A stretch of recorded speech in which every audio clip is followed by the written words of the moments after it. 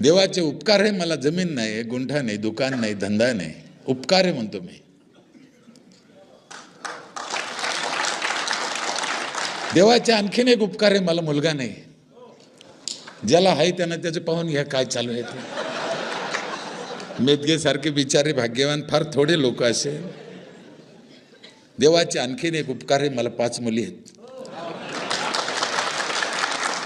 5 मुलीचे लग्न झाले, ज्याच्या त्याच्या घरी आहे, काय टेन्शन नाही.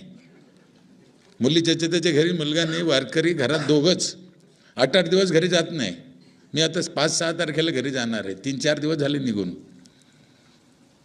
रात्री बायको फोन करते, एकदा चौकशी करून घेते, राहायची सोय आहे का, जेवण झालं का, गोळ्या घेतल्या का. आपण म्हणा हा करा आराम. सकाळी एकदा विचारते, आंघोळ झाली का, चहा घेतली का. आपण जर हो म्हणला मग ती कपाळाला ठपका मारून घेते. हाय बा आपला माणूस हाय झाला, काय कुचकला नाही का. बरं तिला असं विचारता येत नाही का तो हाय का कुचकला म्हणून. 8-8 दिवस घरी जाणं होत नाही. पण मी जाऊन काय करतो हे तिला माहीत असल्यामुळं ती सुखी आहे, मी सुखी आहे, काही प्रॉब्लेम नाही. आणि तिला एवढं का कळतं, का सुखी आहे ती, त्याचं एक मुख्य कारण आहे, ती माझ्यापेक्षा 7 वर्गानं माग आहे.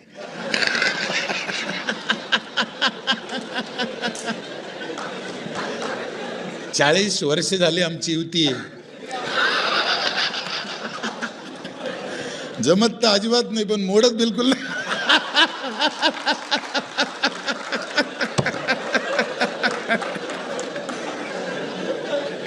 नशिबाचा भाग आहे. असं काय घडलं माझ्या इथं, एवढे लोक यायला लागले, मला बोलवायला लागले. आम्ही काय केलं कोणासाठी, खरं कधी कधी लाज वाटते. काही केलं नाही आम्ही आमच्याच गावासाठी, एवढ्या कुटुंबासाठीच आम्ही केलं, त्यांना एवढं झालं.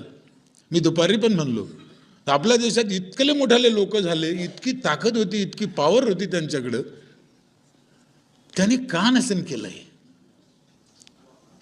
काय कळत नाही, का नसन केलं. काय माझ्या इथे 4 प्रकारचं पाणी आहे. साधं पाणी वेगळं, मध्यम पाणी वेगळं, आरोचं 20 लिटर पाणी वेगळं आहे एका कुटुंबाला. 24 तास पाणी आहे. 3ऱ्या मजल्यावर पाणी जाते. 15 वर्ष झाले 1 मिनिट नळ बंद नाही, 1 मिनिट. 4थं पाणी देतो आम्ही, काय खूप खर्च नाही त्याला, पण मला वाटतं अजून भारतात चालू नाही. अख्ख्या गावाला सकाळी 5 ते 8 आंघोळीला गरम पाणी येतं नळाला. काय अवघड आहे त्याच्यात. आमच्याकडे आहे ना गुरुजीचा राग काय आहे तुम्ही सांगतो. लाकडं तोडू नका, लाकडं तोडू नका सांगणारे लय गुरुजी. पचुलीत काय घाला, एका गुरुजीने सांगितलं नाही, अजून सांगायचं. समाजाने काय करावं हे सांग, हे करू नका, हे करू नका सांगते, मला ते पटत नाही. आणि मी खरं म्हणजे मला जमलं तिथंच की मी उलट वागलो, प्रत्येक गोष्टीत उलट वागलो. कदाचित लोकांना आवडत नसन, लोकांना राग येत असन, पण मी असं उलट शिकलो म्हणून मला ते जमलं. लाकडं तोडू नका पण चुलीत काय घाला, मग ती आकडा टाकीन, वीज चोरीन, काहीतरी करीन ना. हो, मी एका ऑफिसमध्ये गेलो, तिथं लिहिलं होतं इथं थुकू नका, इथं थुकू नका. अरे मला डोकं गरगरलं, इथं थुकू नका ही गोष्ट खरी बाबा, पण थुका कुठं सांग ना.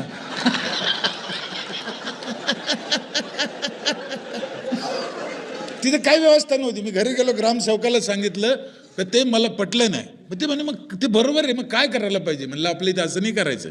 म्हणे मग पूर्ण लाईनवर बेसिन बसवले 40 गावात, रस्त्यावर 100 फुटावर, 24 तास पाणी आहे. त्या बेसिनवर लिहिलं इथं थुका.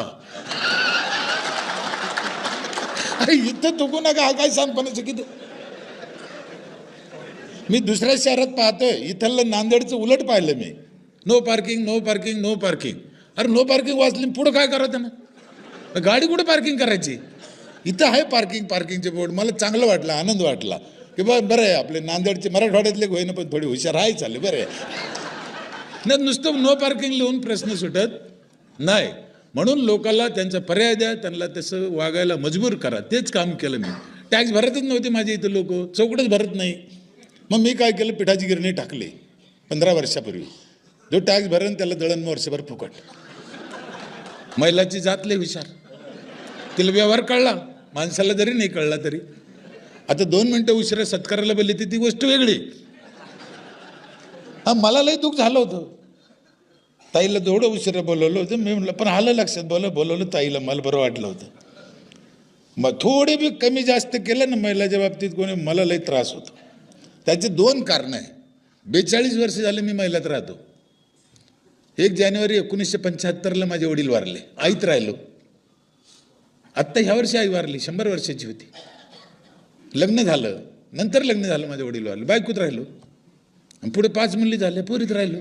माणसाचा मला काही संबंध नाही. म्हणून महिला कशा असत्या, चांगलं वाईट त्यांचं हित मला लय जाणतं. तुम्ही जे बोर्ड पाहिलं ना आत्ता घरावर, ते नुसते घरावर भिंतीवर नावं नाही, प्रॉपर्टीत सुद्धा नावं केलेले आहे. त्यांची विकता येत नाही. पुरुषाला आमच्या इथे प्रॉपर्टी विकता येत नाही, महिलाला रजिस्टरला न्यावं लागतं म्हणून. मग पिठाची गिरणी टाकली, जो टॅक्स भरण त्याला वर्षभर दळण फुकट. बाईनं विचार केला 1,500 रुपये दळायला जाते सालाची, मग याचे 2,000 रुपये याचे मर्डर घातले तर काय बिघडलं, आपला टॅक्स गेला ना. आणि तो इज्जतीचा प्रश्न झाला पुढं. जी बाई खाजगी गिरणीवर जर गेली दळायला, सगळ्या गावाच्या नजरेत देते, हिनं टॅक्स नाही भरला का. मग ती बाई नवऱ्याला परेशान करते, काय कर पण त्या मेल्याचे मर्डर पैसे घाल, आपला टॅक्स वसूल होतो आणि त्यांचा बी आर्थिक फायदा होतो ना. पुढं ते सूत्र इतकं वाढवलं मी. आता माझा 3,500 टॅक्स आहे सरासरी एका कुटुंबाला. मी दुपारी सांगितलं कायद्यापेक्षा जास्त घेतो मी टॅक्स, तरी लोक किरकिर करत नाही. कारण काय, त्यांना सुविधा तशा. 20 लिटर आरोचं पाणी मोफत देतो एका घराला रोज. पिठाची गिरणी, आंघोळीला गरम पाणी आहे, मसाले काढून देते, डाळी करून देते, बटाटा चिप्स करून देते, शेवाय करून देते, पापड करून देते. आणि महिलांना हे सगळं उचललं की बरोबर एवढा जर आपला फायदा होतो. व्यवहार जर बाजारातला पाहिला तर तिला बाजारात 8-9 हजार रुपये तेवढ्यासाठी वर्षभर लागले असते. मग 3,500 हे देतो, टॅक्स बी जातो, तर चांगलं आहे ना. दोन्ही मला 25 लाख रुपये जमा होते. हा सगळ्यात शब्द तुम्ही लक्षात ठेवा, महत्वाचा. 630 कुटुंबात 25 लाख रुपये माझ्याकडे जमा होते. 18 लाख माझा वर्षाचा खर्च आहे, 6 लाख माझ्या ग्रामपंचायतला नफा आहे. म्हणजे लोक दुप्पट नफ्यात आहे, मी 25% नफ्यात आहे.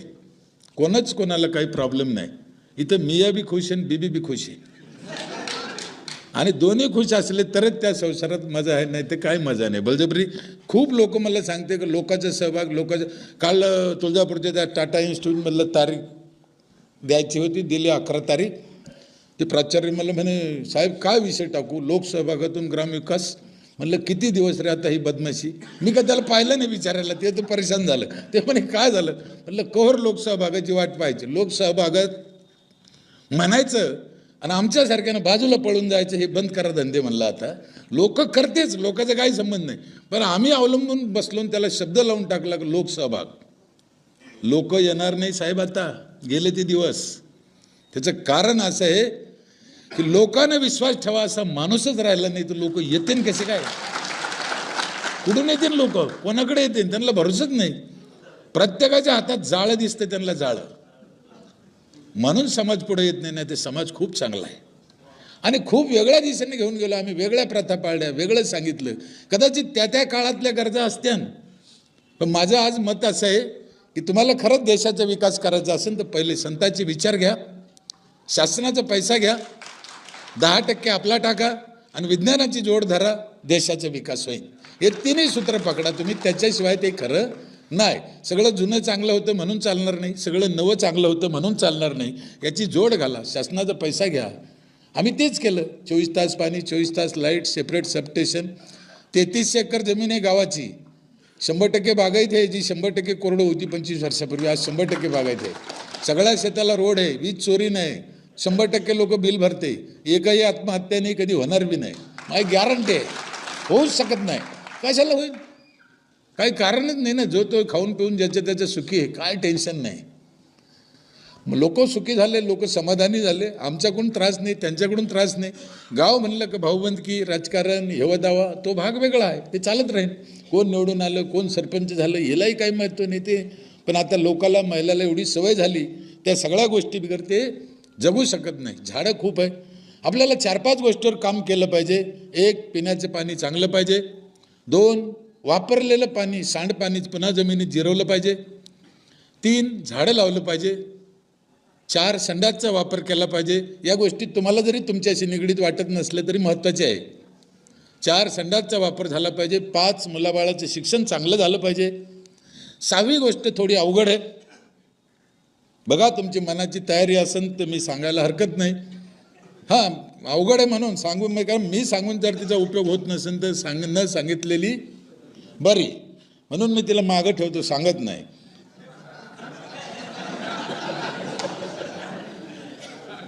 ती अशी आहे, 6वी गोष्ट, घरात नवरा बायकोनं गोडीनं राहायचं. आता हे बी सांगायची बारी आली, कारण आईबापाला जीव लावा याच्यासाठी त्यांनी कायदे केलेच, पण नवरा बायकोनं गोडीनं राहा हे बी सांगायची बारी आली. आता कसं व्हायचं?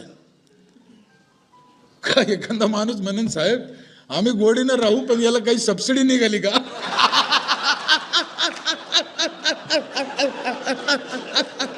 म्हणू शकते लोक.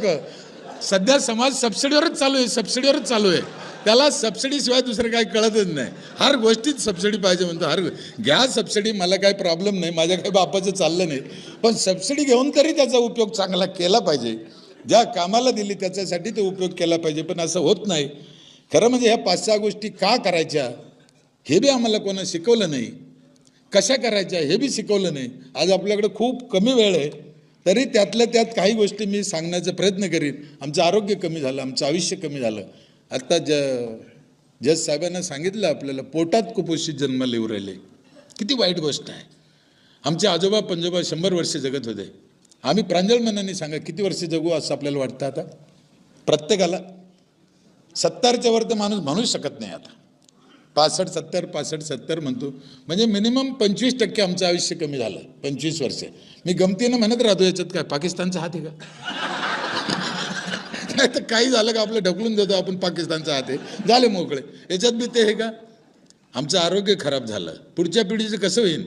मी आत्ता टी व्हीवर पाहिलं होतं, जुन्या काळी छत्रपती शिवाजी महाराजाच्या काळात, त्याच्या आधी काही लोकांजवळ तलवारी होत्या आणि ते घोड्यावर तलवारी घेऊन फिरायचे. त्या तलवारीचं वजन होतं 45 किलो. का कमाल! आपले पूर्वज 45 किलोची तलवार घेऊन घोड्यावर फिरायचे. आमचं कट्ट 45 किलो भरणा. कसं व्हायचं? मग आम्ही नेमकं कोणत्या दिशेला चाललो? आमचं शिकून काय फायदा होऊ राहिला का तोटा होऊ राहिला तेही कळत नाही. म्हणून आम्ही आमच्या गावासाठी केलं, त्याला समाजाने एवढा मोठापणा दिला, मान दिला. माझी आपल्याला विनंती आहे की आपल्याकडे अनेक क्षेत्र आहे, आपल्या आपल्या क्षेत्रात काम करा. माझं एक ठाम मत आहे की ज्या ठिकाणी तुम्ही आहे, ज्या क्षेत्रात तुम्ही आहे, तेच काम मनापासून करा. तिथेच देवाचं दर्शन होतं, दुसरीकडे नाही. म्हणून आम्हाला संतांनी जे सांगितलं, ठाईच वैसुनी करा एकचित्त, आवडी अनंत आळवावा, पण अर्थ चुकीचा सांगितला गेला. संताचा मूळ अर्थ या अभंगाचा असा आहे, ठाईच वैसुनी म्हणजे तुम्ही जिथं आहे तिथं, तुम्हाला जे काम आहे तुमच्याकडे तेच काम मनापासून करा, तिथेच देव भेटल. अनेक संतांनी सांगितलं, कांदामुळा भाजी अवघी विठाबाई माझी, कशाचे लक्षण आहे? बहिणाबाईने काय झालं, ज्याच्या हाताला घट्टे त्याला देव भेटे. तुकाराम महाराजांनी सांगितलं, कामामध्ये कामं, तुम्ही म्हणा राम राम. रिकामं बसून रामराम म्हणायचे सांगितलं नाही. हे रिकामं बसून रामराम म्हणायचे जे सांगते ना ढेबरेपोटाचे लोक, येणे वाटोळं झालं साहेब. कष्टाशिवाय पर्याय नाही.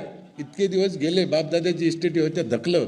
आता कामाशिवाय कष्टाशिवाय पर्याय नाही. मतलबासाठी कोणी काही सांगू, आपल्या देशात वाद लय आहे, कटकटी लय आहे, जातीभेद, कोणी काय पक्षाचा भेद, अनेक भेद, आणि विनाकारण आहे स्वार्थासाठी.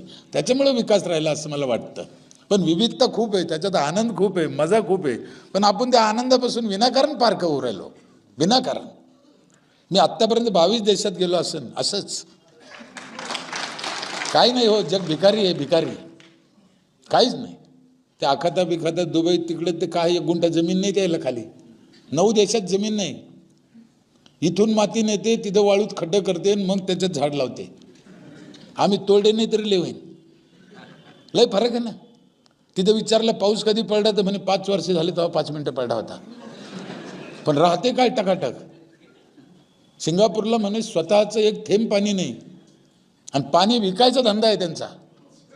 काय जगात आश्चर्यजनक हो. आमच्या इथे काय नाही आहे. एक भाजी जर आम्ही रोज बदलून केली तर मला असं वाटतं 3 वर्ष नंबर नाही यायचा. तरी आमच्या घरात भांडणं होतं असं, तीच भाजी करते तर याला काय इलाज आहे? आता दोष कोणाला द्यायचा? खरं परमेश्वराने खूप दिलेलं आहे, आपलं खूप दिलेलं आहे. मला फिरायचा खूप नाद आहे, वाचायचा खूप नाद आहे. सिनेमा पाहाय, नाटकं पाहतो. जरी शिकलो नाही तरी डोळ्याचं आहे. म्हणून ते पाहून माणसाचा एक स्वभाव आहे, आपल्यात जळपेपणा एक असतो एका कोपऱ्यात. कुठं पाहिलं की मला असं असायला पाहिजे, आणि तेच मी माझ्या गावाच्या कामात आणला तो जळपेपणा. जिथं काय मला चांगलं दिसलं ते माझ्या गावात पाहिजे असं मला वाटलं. त्याचा फायदा इकडे झाला मला. काय दुसरं काय, 22 पुरस्कार मिळाले गावाला आत्तापर्यंत, 3.5 कोटी रुपयाचे पुरस्कार आहेत. खूप लोक आले. मागचे ग्रामविकास मंत्री जयंत पाटील आले, शरद पवार साहेब आले, पंकजाताई आल्या, मुनगंटीवार साहेब आले, लोणीकर साहेब आले, आदित्य ठाकरे साहेब आले, अधिकारी किती आले, दुसऱ्या राज्यातले सभापती मंत्री, आणि प्रत्येकाने काही ना काही देऊन गेले. आम्ही न मागता खूप दिलं आणि सगळ्या पक्षाच्या लोकांनी दिलं. आणि मी कोणाच पक्षाचं नाही. सगळ्याला वाटतं आपल्याच पक्षाचं आहे. काय आपल्याला घेणं आहे ते, कोणत्याही पक्षाचे असो. आपल्याला काय, आपल्या गावासाठी येतंय, आपल्याला काय मदत करते, आपल्या तोंडावर हात फिरते, बस झालं ना. आपल्याला काय घेणं आहे. अनेक संस्था आल्या. मला तर असं वाटतं देशातली एक संस्था अशी नसेल की ती माझ्या गावाला आली नसेल आणि तिने पाहिलं नसेल, अभ्यास केला नसेल. मोठ्यातल्या मोठ्या, म्हणजे टाटा बिर्लाची असू द्या, रिलायन्सची असू द्या, अजून कोणते, श्री श्री रविशंकर असू द्या, नाशिकचे मोरेदादा असू द्या, RSS असू द्या, कोणते असू द्या, मला मुस्लिमचे असू द्या, ते इस्लामी, कोणते बी, आणि मला सगळे चालते. कारण तुम्हाला शपथ खाऊन सांगतो, माझा अनुभव, मला वाईट कशात दिसतच नाही हो, कशातच दिसत नाही. आमच्या पोटात काही काळा असलं का मग आम्हाला सगळं वाईट दिसतं, हे माझं मत आहे. हो, काय वाईट नाही, कुठंच वाईट नाही, सगळे तेच कामं करू राहिले. आणि आनंद हा तुम्ही मनाने घ्यायचा आहे. मागच्या महिन्यात मी हैदराबादला एक संस्था आहे NIRD, तिथे गेलो होतो ट्रेनिंगला, शिकायला. कोणाला शिकायला गेलो तो माहिती आहे? श्री श्री रविशंकरचे 250 माणसं आणि धीरूभाई अंबानीचे 250 माणसं. तिथं 3 दिवस ट्रेनिंग होतं. त्यांना देशात त्यांनी गावं घेतले, या 500 लोकांनी. त्या गावाचा त्यांना विकास करायचा. केंद्र सरकारला विचारलं, बाबा आम्हाला करायचं आहे, हे आमचे 500 माणसं, लाख लाख 1.5 लाख त्याला पगार, पण आता करायचं काय? केंद्र सरकारने सांगितलं, त्या संस्थेत जा, NIRD, ते तुम्हाला सांगते. मग या एवढे लोक युवानंद तिथे गेले देशातून, आणि त्याला शिकायला मला दिलं. हा, मी म्हणलं धीरूभाई अंबानीने इतकं वर्ष काय केलं मग? म्हणजे त्याने त्याच्या क्षेत्रात जरी काम केलं असलं तरी मी माझ्या क्षेत्रात आनंदी आहे, सुखी आहे ना, असं मला काय समाधान नाही. कशाला पाहिजे मला वावर, कशाला पाहिजे मला पैसा? छत्रपती शिवाजी महाराजांनी तुकाराम महाराजाला टोपलं भरून सोनं भेट दिलं होतं, सत्य घटना आहे. महाराजांनी घेतलं नाही, कशाला पाहिजे म्हणे मला, माझं मी वाटून दिलं लोकाला, तो कशाला घेऊ? शिवाजी महाराजाची भेट नाकारणं सोपं नाही. आमदार संघ फोटो काढायचं तर टंगड्या घालतो आरामखोर. महाराजाची भेट नाकारली ना. तिथं एक अभंग लिहिला महाराजांनी, सोने नाणे आम्हा मृत्तिके समान, म्हणजे माती समान सोनं नाणे आम्हाला. हे अभंग आम्ही रातची म्हणतो, तरी सकाळी मतदानाचे 1000 घेतो म्हणलं. लय चालकाट्याने कुठं परमार्थ कळला आम्हाला? नाही कळला ना. पण तुम्ही आम्ही पाटील किती याच्यातला एक भाग आहे अनुरेणूसारखा. पण आपण आपलं करत राहायचं. जग काय म्हणन, जग काय करेन तिकडे लक्ष द्यायचं नाही. परमार्थातली एक मोठी आणि गुरुजीतली एक मोठी गडबड तुम्हाला सांगतो बघा. मी लहान असन, 25-30 वर्षापूर्वीची घटना असेल. 30 पंढरपूरमध्ये आचार्य वेदांत वाचस्पतीचे प्रवचन 9 दिवस ऐकलं एका ओवीवर मी. सत्य घटना, अहिल्याबाई होळकर वाड्यात. ती ओवी अशी होती, पुरुषार्थ सिद्धी 4थी, घेऊन आपल्या हाती रिगाला भक्तिपंथी जगा देतो. वाचस्पती माणूस 9 दिवस बोलला एवढ्या एका ओवीवर. मी बी ऐकलं. काय काय ऐकलं, काय कळलं मला माहिती आहे. मला नाव ठेवायचं नाही, माझे गुरुजी येते पवार महाराज. पण त्या ओवीचा खरा अर्थ मला कधी कळला सांगू तुम्हाला? 2005ला माझं गाव हागणदारी मुक्त झालं ना, आम्हाला दिल्लीला बोलून आमचा सत्कार केला कलाम साहेबाच्या हस्ते. तिथे कलाम साहेबांनी एक शपथ आम्हाला दिली की बाबा हो, तुमचं चांगलं झालं, तुम्ही इतर गावात जा, लोकांचे पाय पडा, लोकांना विनंती करा, त्यांचं चांगलं करण्यासाठी प्रयत्न करा. हा त्या ओवीचा अर्थ आहे. ते नाही कळलं आम्हाला, हे किती कळलं. मग मी ठरवलं, मग इतक्या अवघडात जायचंच कशाला मग. ते 9 दिवस ऐकलं ना मी, मला नाही काही कळलं, भावनेपोटी ऐकलं मी. दोन्हीचा अर्थ सारखाच आहे, दोन्हीचा दर्जा कमी आहे असं नाही. पण जे मला कळतं ते कामाचं आहे ना, जे कळत नाही त्याला काय करता. इथंच आमची गडबड झाली आणि आमचा विकास रोखला. समाजाला जे कळतं ना ते द्या. माझा विकास गावातल्या लोकांनी काय ऐकलं, माझं बोलणं त्यांना कळलं, मी त्यांच्यात मातीत बसलो. त्यांनी शिवाय दिलं, मी दिलं, त्यांनी धरलं तर मी धरलं. एकरूप झालं ना, त्यांच्या भाषेत राहिलं ना, त्यांना जसं कळलं तसं सांगितलं ना. आम्ही एकदा सांगून दिलं आणि गज बसलो का असं नाही चालत. बघा, महादेवाला शिवरात्रीच्या दिवशी कोणतं झाड आवडतं? वेलाचं. इथं बसलेल्या सगळ्या लोकांना माहीत आहे. हे कोणातरी गुरुजीनं सांगितलं. आता त्याला काय वाटलं, हे पुढं चांगलं होऊन जाईल. तुम्ही विद्वान लोक आहे, महादेवाला जर बेल आवडतो तर आम्ही शिवरात्रीच्या दिवशी काय करायला पाहिजे? असलं कोणी तर मी इथं पाय धरीन त्याचे, बेल लावणाराचे. नाही, आम्ही काय केलं माहिती आहे? एक अर्ध कुठं येतं पुरं वरवडून आणलं आणि त्याच्या बोकंडी टाकून दिलं, तुला आवडतं ते घे. लावीन कोण? त्या गुरुजीने पूर्ण सांगितलं असतं ना की शिवरात्रीला आयुष्यात एकदा तरी बेल लावा, तर कितीतरी बेल झाले असते, अंदाज नसता आला एवढा. ही त्याची चूक आहे असं नाही, याची चूक आहे असं, पण तो गॅप राहिला, गॅप.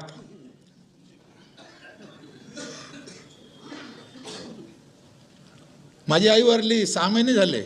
ती राख मी पैठणला नाही नेली, राखीला गंगा. जनरली काय करते, गंगाला नेते म्हणे. मी 5 खड्डे केले तिथंच, 5 खड्ड्यात थोडी थोडी टाकली, 5 झाडं लावून टाकली. मस्त लागलं आईचं. तुम्ही चांगला विचार करा, त्या राखीपैकी एक चमचाभर राख घेतली, तुमच्या आईची आहे, बापाची आहे, नवऱ्याची असन, एक गिलासभर पाण्यात टाकली, तुम्हाला प्यायला दिली, तुम्ही पिईन का?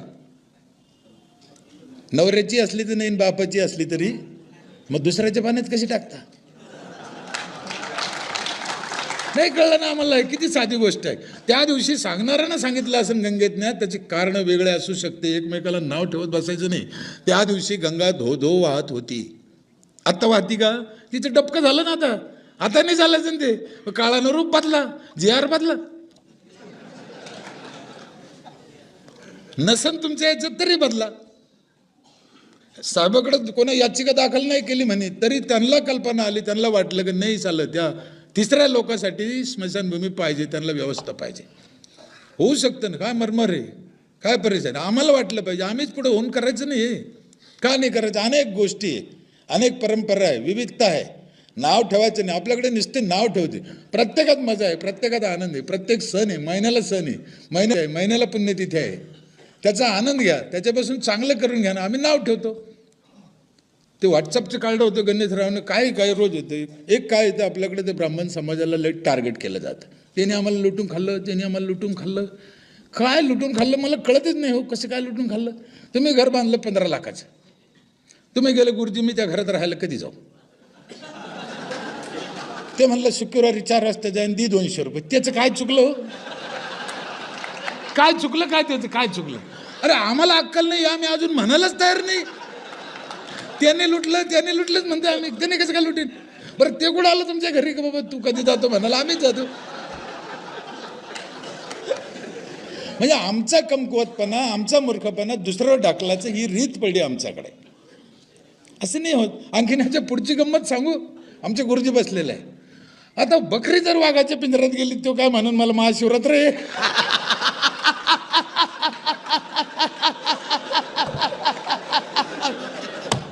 काय म्हणणार ना हो. आणि असे वाघ, असे झाळे, हा विषय जातीचा नाही आहे. एक जात आहे, एक हलकटाची जात, एक मध्यम हलकट, एक उच्च हलकट. आणि हे प्रत्येक जातीत आहे. त्यांची जात वेगळी आहे, पण आपण जातीचं वर्गीकरण वेगळं करतो. इथं बसलेले कोणते एका जातीचे नाही आहे. खरं सांगू तुम्हाला, इथं बसलेले सगळे एकाच जातीचे म्हणून एका ठिकाणी बसले, हे आम्हाला कळण त्या दिवशी, तेव्हा आमचा विकास होईल ना. हाच मोठा फॉल्ट आहे आमच्यात. वर्गीकरण वेगळं वेगळं करतो. चांगल्याची जात आहे ती चांगलीच राहणार आहे. एका बाजूनं वृद्धाश्रम खुलते, एका बाजूनं आईवडिलाचे अनेक वर्ष असे कार्यक्रम करते. ही एक जात आहे ना चांगल्याची. म्हणून मला आता तुम्हाला एकच विनंती करायची, तुमची आमची जी जात आहे ना, हे वजन तुमच्या आमच्यावरच आहे. आणि आपण दरवाजा लावून बसतो ते करतील म्हणतो, होणार नाही. तुम्हाला आम्हाला पुढे यावं लागणार आहे. तुम्हाला आम्हाला हे करावं लागणार आहे. ज्यांच्याकडून होणारच नाही त्यांच्या भरोश्यावर आम्ही बसलो. आपल्याला त्यांनाही नाव ठेवायचं नाही, त्यांची जातच वेगळी आहे. 7,000 आमदार झाले म्हणते आतापर्यंत आपल्या महाराष्ट्रात. किती? एका आमदाराने एका पंचवार्षिक योजनेत एका गावाचं कल्याण केलं असतं तरी 7,000 गावं झाले असते. मग जिल्हा परिषद सदस्य, अध्यक्ष, सरपंच, सभापती, पंचायत समिती, हे तर कानू किती झाले पता नाही. काय बरं, एक तुम्हाला साधा प्रश्न विचारतो, याच्यातल्या कोणाला अक्कल नाहीये?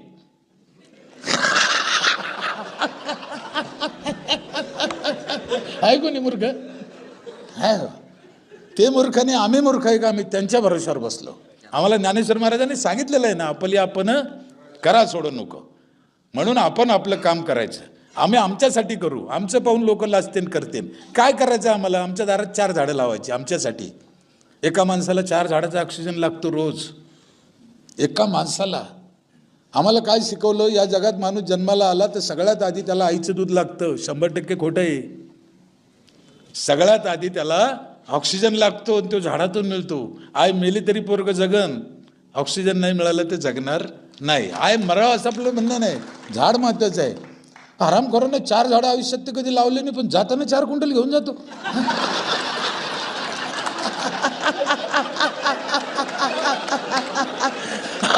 त्याला वड्याला फेकून द्यावं, त्याला कधी लावलं का म्हणा, विचारान त्याला, द्या ना फेकून. फळाचे लावा झाडं, पोरं फळं खातेन. मी गावोगाव 4000 गावात गेलो मी आत्तापर्यंत. 15 लाख किलोमीटर प्रवास झाला माझ्या गाडीत. मी म्हणलं कलाम साहेबांनी आम्हाला सांगितलं जाणार, शेवटपर्यंत जाणार. माझी शेवटची एकच इच्छा आहे. एवढं भाग्यवान नाही आपण, पण कलाम साहेब गेले तसंच जावं अशी माझी इच्छा आहे. काय लागत नाही आपल्याला जीवनात, दुसरं काय लागत नाही. काही घेणं नाही, देणं नाही. कशाला काय पाहिजे? काय करता? डोक्याला ताण येतो. माणूस एकदा भुंग्यासारखे ती चक्रव्यूहात पडलं. माझं तुम्हाला एक प्रश्न विचारू. आपण महात्मा गांधीची जयंती कधी साजरी करतो? बाबासाहेब आंबेडकरची आणि आपल्या आजीची.